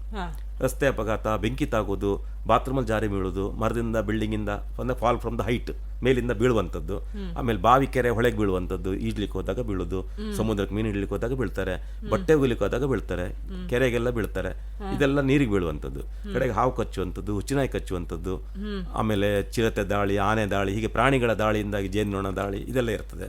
ಇನ್ನು ಕೆಲವು ಕಡೆಯಲ್ಲಿ ನಾವು ಇದು ಕರೆಂಟ್ ಶಾಕ್ ಹೊಡೆಯುವಂಥದ್ದು, ಇಸ್ತ್ರಿ ಮಾಡುವಾಗಲೋ ಮನೆಯಲ್ಲಿ ಇದಾಗುವಾಗಲೋ, ಅಥವಾ ವೈರ್ ಬಿದ್ದಿರುತ್ತೆ ಮುಟ್ಟದಾಗ ಕರೆಂಟ್ ಶಾಕ್ ಹೊಡುತ್ತೆ, ಗದ್ದೆಯಲ್ಲಿ ಕೆಲಸ ಮಾಡುವಾಗ ಎಲ್ಲೋ ಬಿದ್ದಿರುತ್ತೆ ಆ ನೀರಿನಲ್ಲಿ ಈ ಕಡೆ ಇಲ್ಲಿವರೆಗೂ ಬರುತ್ತೆ ಕರೆಂಟ್, ಅಂತ ಸಂದರ್ಭದ ವಿದ್ಯುತ್ ಶಾಕ್ ಆಘಾತ ಅಂತೀವಿ. ಆಮೇಲೆ ಗ್ಯಾಸ್ ಅನಾಹುತ ಆಗ್ತದೆ. ಹೀಗೆ ಒಂದು 50-60 ಕಾರಣ ಇದೆ. ಅಪಘಾತಕ್ಕೆ ಒಂದು ಕಾರಣ ಅಲ್ಲ. ಇದೆಲ್ಲವನ್ನ ನಾಳೆ ಆದರೂ ಕೊಡ್ತಾರೆ. ಅವನು ನಿನ್ನೆ ಪಾಲಿಸಿ ತಗೊಂಡಿದ್ರೆ ಇವತ್ತಾದರೂ ಅವನಿಗೆ ಕೊಡ್ತಾರೆ. ಯಾಕಂದ್ರೆ ಇಮಿಡಿಯೇಟ್, ಯಾಕಂದ್ರೆ ನಾಳೆ ಏನೋ ಆಗತ್ತಂತ ಯಾರು ಮುನ್ಸೂಚನೆ ಕೊಡಲ್ಲ. ನಿಮಗೆ ರಾತ್ರಿ ಕನಸು ಬಿದ್ದಿರಲ್ಲ, ಇಲ್ಲ ಯಾವ ಜ್ಯೋತಿಷಿನೂ ಮುಂದಾಗಿ ಹೇಳಲ್ಲ. ಎಲ್ಲ ಹೇಳ್ತಾರಲ್ಲ ಜ್ಯೋತಿಷಿಗಳು, ಹೇಳಿಲ್ವಾ ನಾಳೆ ಇಂಥದ್ದು ಆಗ್ತದೆ ನಿನಗಂತ ಯಾರು ಹೇಳ್ತಾರ? ಇಲ್ಲ. ಅದು ನಾವು ಹೇಳೋದು ಒಂದು ಇಲ್ ಫೇಟ್ ಅಥವಾ ನಮಗೊಂದು ಆಕಸ್ಮಿಕ ಅಥವಾ ಒಂದು ದುರಾದೃಷ್ಟ, ದೌರ್ಭಾಗ್ಯ. ಅದಕ್ಕೆ ಯಾರಿಗೆ ದಮ್ಮ ಇಡೋ ಅವಶ್ಯಕತೆ ಇಲ್ಲ. ಇವತ್ತು ನಿನ್ನೆ ತಗೊಂಡಿದ್ರೆ ಇವತ್ತು ಪಾಲಿಸಿ ತಗೊಂಡಿದ್ರೆ ಅವನು ನಾಳೆ ಆದ್ರೂ ಕೊಡ್ತಾರೆ. ತಪ್ಪಿಸ್ಕೊಳ್ಲಿಕ್ಕಿಲ್ಲ. ಯಾವ ಕಂಪನಿಯೂ ಅದು ಆಗಲ್ಲ ರೀ, ನಿನ್ನೆ ಮೊನ್ನೆ ನನ್ನ ಒಂದು ಸರ್ವಿಸ್ನಲ್ಲಿ ಒಂದು ಸಂಸ್ಥೆಗೆ ನಾವು ಇನ್ಸೂರೆನ್ಸ್ ಮಾಡಿ ಕೊಟ್ಟಿದ್ದು.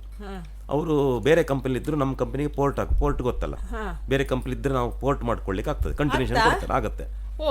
ಇನ್ಶೂರೆನ್ಸ್ ಅಲ್ಲಿ ಇದು ಗೊತ್ತಿರಲಿಲ್ಲ ಮಾರ್ರೆ. ಈಗ ನಾನು ಅಟ್ ಪ್ರೆಸೆಂಟ್ ಒಂದು ಕಂಪನಿಯಲ್ಲಿ ಇದ್ದೆ, ನನಗೀಗ ಇನ್ನೊಂದು 2 ತಿಂಗಳಲ್ಲಿ ಮುಗಿತದೆ ಅದರದ್ದು. ಈಗ ನೆಕ್ಸ್ಟ್ ಇನ್ನೊಂದು ಪ್ರೀಮಿಯಂ ಕಟ್ಟಕ, ಆ ಟೈಮಲ್ಲಿ ನಂಗೆ ಬೇಡ ಅಂತ ನಾನು ಪೋರ್ಟ್ ಮಾಡ್ಕೊಳ್ಬಹುದು. ಸೇಮ್ ಕಂಡೀಷನ್ ಪೋರ್ಟ್ ಮಾಡ್ಕೋಬಹುದು. ಇಲ್ಲ ರಿನ್ಯೂವಲ್ ಟೈಮಿಗೆ ಅದು ನಿಮ್ಗೆ ಕಂಟಿನ್ಯೂಷನ್ ಸಿಗ್ತದೆ. ಅಲ್ಲಿಯ ಬೆನಿಫಿಟ್ಸ್ ಏನಿದೆ ನೋಡಿ, ಬೋನಸ್ ಮತ್ತೆ ಏನಲ್ಲಿ ಸೌಲಭ್ಯಗಳಿದ್ದಾವೆ ನೋಡಿ, ಇವ್ರು ಟೇಕ್ ಓವರ್ ತಗೊಳ್ಳುವಂಥದ್ದು. ಇದು ಒಳ್ಳೆ ಇನ್ಫಾರ್ಮೇಶನ್. ಈಗ ನೀವು ಒಂದು ಮನೆ ಕಟ್ತೀರಾ, ಒಂದು ಬ್ಯಾಂಕಲ್ಲಿ ಲೋನ್ ಮಾಡಿರ್ತೀರಾ, ನಿಮ್ಗೆ ಅಲ್ಲಿ ದೂರ ಆಗ್ತದೆ, ಕಟ್ಲಿಕ್ಕೆ ಆಗಲ್ಲ, ಹೋಗ್ಲಿಕ್ಕೆ ಬರ್ಲಿಕ್ಕೆ ಆಗಲ್ಲ, ಅಥವಾ ಬೇರೆನೋ ತಕರಾರು ಇರ್ತದೆ, ಆಗ ನೀವು ಲೋನನ್ನು ಶಿಫ್ಟ್ ಮಾಡ್ತೀರಲ್ಲ ಬೇರೆ ಬ್ಯಾಂಕಿಗೆ, ಅದನ್ನ ಅಲ್ಲಿ ಪ್ರಾರಂಭ ಮಾಡೋದು. ಅವರು ಅದನ್ನ ಟೇಕ್ ಓವರ್ ತಗೊಳ್ತಾರೆ. ಅದೇ ತರ ಇನ್ಸೂರೆನ್ಸ್ ನಲ್ಲಿ ಪೋರ್ಟ್ ಮಾಡುವಂತ ಸಿಸ್ಟಮ್ ಇದೆ. ಮೊಬೈಲ್ ಪೋರ್ಟ್ ಮಾಡಲ್ಲ ನೀವು, ಒಂದು ಕಂಪನಿ ನೆಟ್ವರ್ಕ್ ಸರಿ ಇಲ್ಲ, ನಂಬರ್ ಅಲ್ಲ, ಅದು ಸರ್ವಿಸ್ ಕಂಪನಿ ನಂಬರ್ ಅದೇ ಇರ್ತದೆ. ಅಲ್ಲ, ನಂಬರ್ ಸೇಮ್, ಅದೇ ಸರ್ವಿಸ್. ನಮಗೆ ಜಿಯೋ ಬೇಕು ಅಥವಾ ಏರ್ಟೆಲ್ ಬೇಕು, ನಮ್ಮಲ್ಲಿ ಇದು ಸರಿ ನೆಟ್ವರ್ಕ್ ಇಲ್ಲ ಅಂತ ಎಷ್ಟೋ ಜನ ಮಾಡ್ತಾರೆ. ಹಾಗೆ ಇದರಲ್ಲಿ ಸಹ ಪೋರ್ಟ್ ಸಿಸ್ಟಮ್ ಇದೆ. ಅಪಘಾತ ಆದರೆ ನಾಳೆನೇ ಕೊಡ್ತಾರೆ, ಯಾವ ಹೆದರಿಕೆ ಬೇಡ. ನಾನೊಂದು ಉದಾಹರಣೆ ಕೊಡ್ತಾ ಇದ್ದೆ. ನಾನೊಂದು ಸಂಸ್ಥೆಗೆ ಒಂದು ಇನ್ಸೂರೆನ್ಸ್ ಕೊಟ್ಟಿದ್ದೆ. ಅವರು ಬೇರೆ ಕಂಪನಿ ಪಾಲಿಸಿ ಇತ್ತವದು, ಅವ್ರು ನಮ್ಮ ಕಂಪನಿಗೆ ಬರುವಂಥದ್ದು. ಇವತ್ತು ಮಧ್ಯರಾತ್ರಿವರೆಗೆ ಅವ್ರದ್ದು ಇದೆ, ಅಲ್ಲಿ ಮಾಡಿದ್ದು. ಲಾಸ್ಟ್ 2 ವರ್ಷ ಮಾಡ್ತಾ ಇದ್ರು. ಇವತ್ತು ಮಧ್ಯರಾತ್ರಿ ತನಕ ಇದೆ. ಇವತ್ತು ಸಂಜೆ ನಮ್ಮಲ್ಲಿ 5 ಗಂಟೆ 4 ಗಂಟೆಗೆ ಬಂದು ಅವ್ರು ಚೆಕ್ ಕೊಟ್ಟರು. ಆ ಚೆಕ್ ಅದು ಕೊಟ್ಟದವ್ರು ಶುಕ್ರವಾರ. ಇನ್ಸೂರೆನ್ಸ್ ಕಂಪನಿ ಶನಿವಾರ ಭಾನುವಾರ ರಜೆ ಇರ್ತದೆ ಸಾಮಾನ್ಯ ಅವರಿಗೆ. 5 ದಿನ ಸರ್ವಿಸ್ ಅವ್ರದ್ದು. ಶನಿವಾರ ಭಾನುವಾರ ರಜೆ ಇದೆ. ಸೋಮವಾರ ಕ್ಲಿಯರ್ ಆಗೋದು ಅದು. ಆದರೆ ಪಾಲಿಸಿಗೆ ಚೆಕ್ ಕೊಟ್ಟ ತಕ್ಷಣ ಪಾಲಿಸಿ ಸ್ಯಾಂಕ್ಷನ್ ಆಗುತ್ತೆ. ನೀವೀಗ ಕಾರ್ಯದಾಗಲಿ ಯಾವುದೇ ಆಗಲಿ ಇವತ್ತು ಚೆಕ್ ಕೊಟ್ಟರೆ ಇವತ್ತೇ ಪಾಲಿಸಿ ಇಶ್ಯೂ ಆಗ್ತದೆ. ಅದು ನೆಕ್ಸ್ಟ್ ಡೇ ಇಂದ ಸ್ಟಾರ್ಟ್ ಅದು ಸರ್ವಿಸ್. ಇವತ್ತು ಕೊಟ್ಟ ತಕ್ಷಣ ಸಂಜೆನೇ ಅಪಘಾತ ಆದ್ರೆ ಇಲ್ಲ.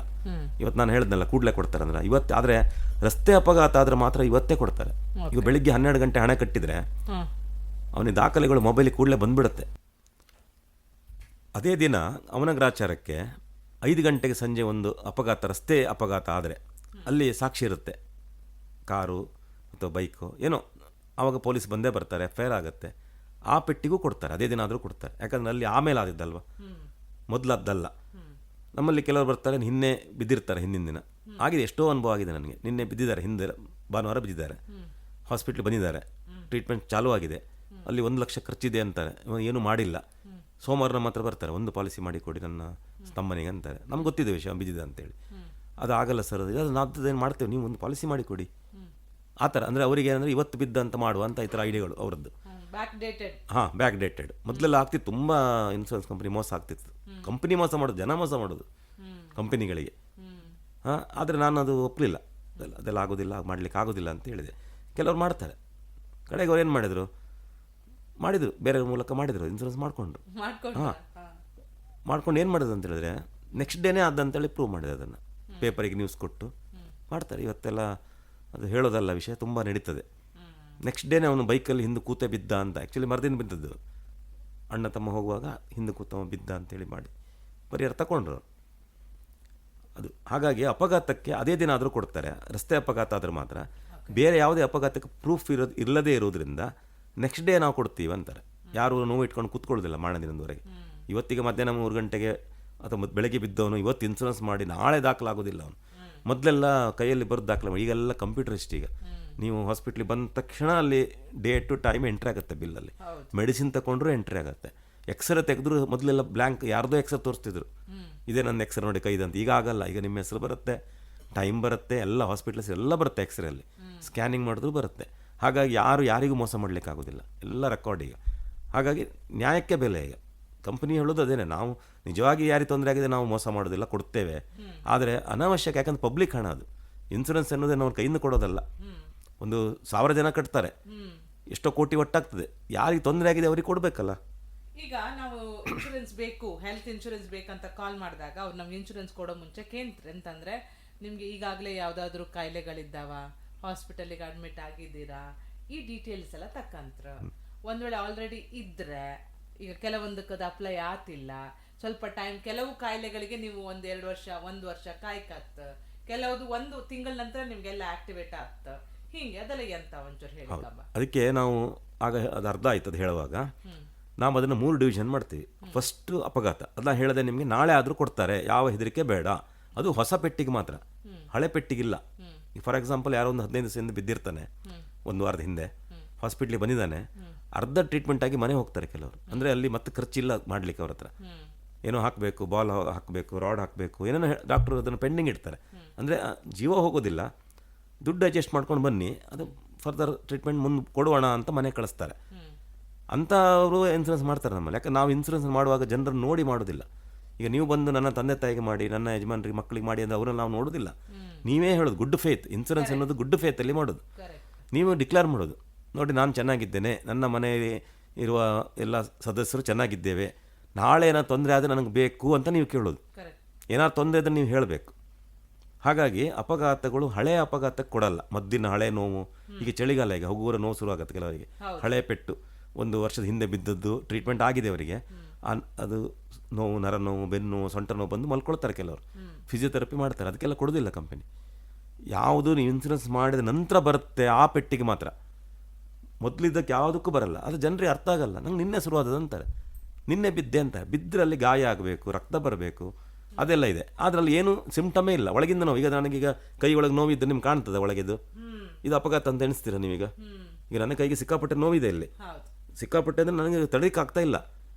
ನಾನು ಅಪಘಾತ ಅಂದರೆ ನಂಬ್ತೀರಾ? ಏನೂ ಇಲ್ಲ, ಕೆಂಪಾಗಿಲ್ಲ, ಗಾಯ ಆಗಿಲ್ಲ. ಅಂದರೆ ಹಳೆ ನರದ್ದು ಯಾವುದೋ ಒಂದು ಅದು ಮೊದಲೇ ಇದಾಗಿದ್ದದು, ಜನ್ರೇಟ್ ಆಗಿ ಈಗ ನೋವು ಕಾಣುವಂಥದ್ದು. ಹಾಗಾಗಿ ಕಂಪನಿ ಏನು ಹೇಳುತ್ತೆ, ನೀವು ಪಾಲಿಸಿ ಮಾಡುವ ಮೊದಲಿದ್ದ ಯಾವುದಕ್ಕೂ ನಾವು ಜವಾಬ್ದಾರಲ್ಲ, ಪಾಲಿಸಿ ಆದ ಮೇಲೆ ಏನು ಬಂದು ನಾನು ಕೊಡ್ತೇನೆ, ಅದಕ್ಕೆ ನಾನು 1 ಪೈಸೆ ನಿಮ್ಗೆ ಮೋಸ ಮಾಡಲ್ಲ ಅಂತ ಕಂಪನಿ ಹೇಳುತ್ತೆ. ಹಾಗಾಗಿ ಫಸ್ಟ್ ಇದು ನಿಮ್ಗೆ ಕ್ಲಿಯರ್ ಆಯಿತು. 2ನೇ ಸೆಕ್ಷನಲ್ಲಿ ಜ್ವರ, ಶೀತ, ಹೊಟ್ಟೆ ನೋವು, ವಾಂತಿ ಭೇದಿ, ಕಫ block, food poison, corona type, ಅದೆಲ್ಲ ಅದ್ರಲ್ಲಿ ಬರ್ತದೆ. ಅದಕ್ಕೆ ಫಸ್ಟ್ 1 ಮಂತ್ ಕೊಡಲ್ಲ ಅಂತ. ಆಫ್ಟರ್ 1 ಮಂತ್ ಅದು ಕೊಡ್ತೀವಿ ನಾವು. ಯಾಕೆ ಕೊಡಲ್ಲ ಅಂದರೆ ಅದಕ್ಕೊಂದು ಕಾರಣ ಇದೆ. ಈಗ ಉದಾಹರಣೆಗೆ ಯಾರ್ದೋ ಮನೆಯಲ್ಲಿ ಈಗಲೇ ಮಗುಗೆ ಸಿಕ್ಕಾಪಟ್ಟೆ ಜ್ವರ ಬಿಡ್ತಾ ಇದೆ, ಕಫ ಬ್ಲಾಕ್ ಆಗಿದೆ, ವೀಕ್ನೆಸ್ ಇದೆ, ಡಾಕ್ಟರ್ ಹೋಗಿ ಔಟ್ ಪೇಷಂಟ್ OPD ಮಾಡ್ತಾ ಇದ್ದಾರೆ. ಡಾಕ್ಟ್ರ್ ಹೇಳ್ತಾರೆ ಇದು ಸುಮಾರು ದಿನ ಆಯ್ತು ಮರಿ, ನಿಲ್ಲೋದು ಕಾಣೋದಿಲ್ಲ, ನಾವು ಲಾಸ್ಟ್ 1 ಕೋರ್ಸ್ ಮಾಡುವ, 15 ದಿವಸ 12 ದಿವಸ ಕೋರ್ಸ್ ಇದೆಯಲ್ಲ, ಆ್ಯಂಟಿಬಯೋಟಿಕ್ ಕೋರ್ಸ್ ಕೊಡ್ತೇನೆ, ಅದು ತಾಗದೇ ಇದ್ದರೆ ಅಡ್ಮಿಟ್ ಮಾಡಿಯೇ ಸರಿ ಮಾಡುವ, ತುಂಬ ವೀಕ್ ಇದೆ ಮಗು, 1 ಗ್ಲೂಕೋಸ್ ಹಾಕಿ ಅದು ಮಾಡಿ ಇದು ಮಾಡಿ ಸರಿ ಮಾಡುವ ಅಂತ ನಿಮ್ಗೆ ಈಗಲೇ ಹೇಳಿಬಿಡ್ತಾರೆ. ನೀವೇನು ಮಾಡ್ತೀರಾ? ನಿಮ್ಮ ತಲೆಯಲ್ಲಿ ಬಂತು ಅಡ್ಮಿಟ್ ಆದರೆ ಸಿಕ್ಕಾಪಟ್ಟೆ ಖರ್ಚಿದೆ, ಇನ್ಸೂರೆನ್ಸ್ ಏನಿಲ್ಲ, ಒಂದು ಮಾಡೋಣ ಇವತ್ತು, ನಾಡ್ದು ಪಕ್ಕನೆ ಅಡ್ಮಿಟ್ ಆದರೆ ಬೇಕಾಗತ್ತೆ ಎಂಬ ದೃಷ್ಟಿಯಿಂದ ಇವತ್ತು ಇನ್ಸೂರೆನ್ಸ್ ಮಾಡ್ತೀರಾ. ನಾವು ನಿಮ್ಮ ಹತ್ರ ಕೇಳ್ತೀವಲ್ಲ, ನೀವು ಹೇಳ್ತೀರಿಲ್ಲ ಆರಾಮಿದ್ದೇವೆ ನಾವು, ಏನಿಲ್ಲ, ಯಾಕಂದ್ರೆ ನಿಮಗೇನು ಅಡ್ಮಿಟ್ ಆಗೋದು ಗ್ಯಾರಂಟಿ ಇಲ್ಲ, ಸಣ್ಣ ಜ್ವರ ಅದು, ಅಡ್ಮಿಟ್ ಆಗೋದು ಗ್ಯಾರಂಟಿ ಇಲ್ಲ. ಹಾಗಾಗಿ ನೀವು ಆಮೇಲೆ ಆರಾಮಿದ್ದೇವೆ ಅಂತ ಗುಡ್ ಫೇತಲ್ಲಿ ಇನ್ಸೂರೆನ್ಸ್ ನೀವು ಮಾಡ್ಕೋತೀರಾ. ನಿಮ್ಮ ಗ್ರಾಚಾರಕ್ಕೆ 25 ದಿವಸಕ್ಕೆ ಇನ್ಸೂರೆನ್ಸ್ ಮಾಡಿ 20 ದಿವಸಕ್ಕೆ ಅದು ಜೋರಾಯಿತು, ಆ ಜ್ವರನೋ ಕಫನೋ ವೀಕ್ನೆಸ್ ಜಾಸ್ತಿ ಆಯಿತು, ಡಾಕ್ಟರ್ ಹತ್ರ ಬಂದ್ರಿ, ಡಾಕ್ಟ್ರು ಅಡ್ಮಿಟ್ ಆಯ್ನಿ ಅಂತಾರೆ, ಆವಾಗ ಸಿಕ್ಕೋದಿಲ್ಲ. ಯಾಕಂದರೆ ಇಲ್ಲಿ ಕಂಪನಿ ಕಂಡೀಷನ್ನು ಮೊದಲೇ ಇದ್ದದಲ್ವ, ಇದು 1 ತಿಂಗಳು ಆದ ಮೇಲೆ ಆ ಜ್ವರ ಏನೋ ಬಂತಂದ್ರೆ ಅದು ಮಧ್ಯೆ ಬಂತು ಅಂತ ಅರ್ಥ. ಮೊದಲು ಇರಲಿಲ್ಲ, ಯಾರು 1 ತಿಂಗಳು ಇಟ್ಕೊಂಡು ಕೂತ್ಕೊಳ್ಳೋದಿಲ್ಲ ಜ್ವರವನ್ನು ಅಲ್ವಾ. ಹಾಗಾಗಿ 1 ತಿಂಗಳನ್ನು ಒಂದು ವೆಯ್ಟಿಂಗ್ ಪೀರಿಯಡ್, ಅದು ಮಿನಿಮಮ್ ಒಂದು ವೆಯ್ಟಿಂಗ್ ಪೀರಿಯಡ್ ಅಂತಿದೆ. ಇಂಥ ಸಮಸ್ಯೆ ಡಿಸೀಸ್ ಅಂತೀವಿ, ಕಾಯಿಲೆಗಳು, ಇದಕ್ಕೆ 1 ಮಂತ್ ಕೊಡಲ್ಲ, ಆಫ್ಟರ್ 1 ಮಂತ್ ನಾವು ಕೊಡ್ತೀವಿ. ಇದು ಇದ್ರ ಬಗ್ಗೆ ಆಯಿತು. ಇನ್ನು 3ನೇದು ಸರ್ಜರಿಗಳು, 3ನೇ ಸೆಕ್ಷನ್ ಸರ್ಜರಿ, ಆಪರೇಷನ್ ಸೆಕ್ಷನ್. ಇದರಲ್ಲಿ ಒಂದು 50-60 ಆಪರೇಷನ್ ನಮ್ಮ ಮನುಷ್ಯರ ಮೇಲೆ ಆಗ್ತದೆ. ಮೂಲವ್ಯಾಧಿ, ಕಿಡ್ನಿ ಸ್ಟೋನು, ಹರ್ನಿಯಾ, ಹಾರ್ಟು, ಕಣ್ಣಿನ ಪೊರೆ ತೆಗೆಯೋದು, ಗಡ್ಡೆ, ಗಂಟು, ಗುಳ್ಳೆ, ಸಿಸ್ಟು, ದುರ್ಮಾಂಸ, ಹಾಗೆ ಸುಮಾರಿದೆ. ಅನ್ವಾಂಟೆಡ್ ಜೀವಕೋಶಗಳು ನಮ್ಗೆ ಗೊತ್ತಿಲ್ಲದಂಗೆ ಬೆಳ್ಕೊಳ್ತವೆ ದೇಹದಲ್ಲಿ, ಅದು ತೆಗಿಲೇಬೇಕು, ಅಂದ್ರೆ ಹೊರಲೇ ಹಿಡಿದಾಗ ಅದು. ನೀವು ಅದನ್ನು ನೆಗ್ಲೆಕ್ಟ್ ಮಾಡಿದ್ರೆ ಅದು ದೇಹದಲ್ಲಿ ಡೆವಲಪ್ ಆಗ್ತದೆ, ಗಡ್ಡೆ ದೊಡ್ಡದಾಗ್ತದೆ, ಮತ್ತೆಂತೂ ಆಗ್ತದೆ. ಕೆಲವರಿಗೆ ಗರ್ಭಕೋಶದಲ್ಲಿ ಗುಳ್ಳೆಗಳು ಬೆಳೆದು ಮಕ್ಕಳೇ ಆಗಲ್ಲ ಅವರಿಗೆ. ಅದು ಒಂದಕ್ಕೊಂದು ಕನೆಕ್ಷನ್ ಅದು. ಹಾಗಾಗಿ ಅದನ್ನು ಕ್ಲಿಯರ್ ಮಾಡಲೇಬೇಕು. ಕಡೆಗೆ ಹೈಡ್ರೋಸಿಲ್ಲು, ಅಪೆಂಡಿಸೈಟಿಸು, ಕಿವಿ ಮೂಗು ಗಂಟ್ಲು ಆಪರೇಷನು, ಗರ್ಭಕೋಶ ತೆಗೆಯೋದು, ಕ್ಯಾನ್ಸರು, TB, ಥೈರಾಯ್ಡು, ಲಿವರು, ಇನ್ನೂ ಇದೆ. ನಿಮಗೆ ತಲೆಬಿಸಿ ಆಗ್ಬೋದು, ಅಷ್ಟಿದೆ ಮನುಷ್ಯನಿಗೆ ಆಪ್ರೇಷನ್ ಆಗುವಂಥದ್ದು.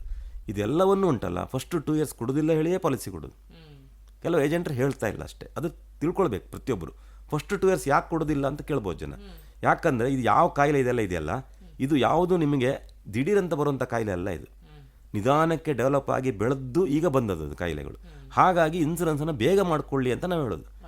ಜನ ಏನು ಮಾಡ್ತಾರೆ, ಏನೋ ಸಮಸ್ಯೆ ಬಂತು ಅವರಿಗೆ, ಹೊಟ್ಟೆ ನೋವು ಬಂತು, ಎದೆನೋ ಬಂತು, ಏನೋ ಬಂತು, ಡಾಕ್ಟರ್ದು ಹೋದಾಗ ಡಾಕ್ಟ್ರು ಡೌಟ್ಫುಲ್ಲಿ ಹೇಳ್ತಾರೆ, ಇದು ಬಹುಶಃ ಅದು ಇರಬೇಕು ಆ ಪ್ರಾಬ್ಲಮ್, ಅದು ಸ್ವಲ್ಪ ಜಾಗ್ರತೆ ಮಾಡಿ, ಈ ಥರ ಪತ್ತೆ ಮಾಡಿ, ಒಂದು ಅರ್ಧ ಮಾತ್ರೆನ ಕೊಡ್ತೇನೆ, ಅದು ಕಡೆಗೆ ದೊಡ್ಡದಾಗಿ ಡೆವಲಪ್ ಆದಮೇಲೆ ಏನು ಮಾಡಲಿಕ್ಕಾಗಲ್ಲ, ಆಪ್ರೇಷನ್ ಮಾಡಿ ತೆಗಿಬೇಕು, ಹಾಗಾಗಿ ಈಗ ಸದ್ಯ ಸಣ್ಣದಿದೆ ಅದು ಅಂತ ಹೇಳಿದ್ಮೇಲೆ ಇನ್ಸೂರೆನ್ಸ್ ಬರ್ತಾರೆ.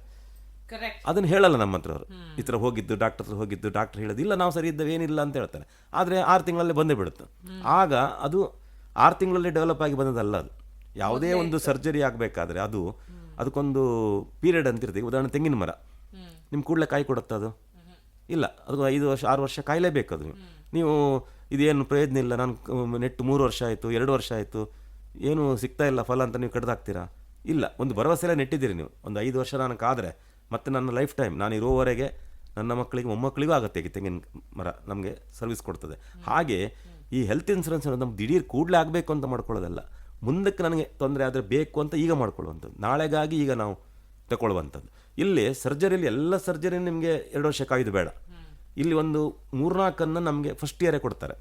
ಯಾವುದಂದರೆ ಒಂದು ಹಾರ್ಟ್, ಒಂದು ಕ್ಯಾನ್ಸರ್, ಒಂದು ಅಪೆಂಡಿಕ್ಸ್, ಇದನ್ನೆಲ್ಲ ಫಸ್ಟ್ ಇಯರೇ ಕೊಡ್ತಾರೆ. ಅದು ಯಾರಿಗೆ ಕೊಡ್ತಾರೆ ಅದು ಮೇನ್ ಮುಖ್ಯ.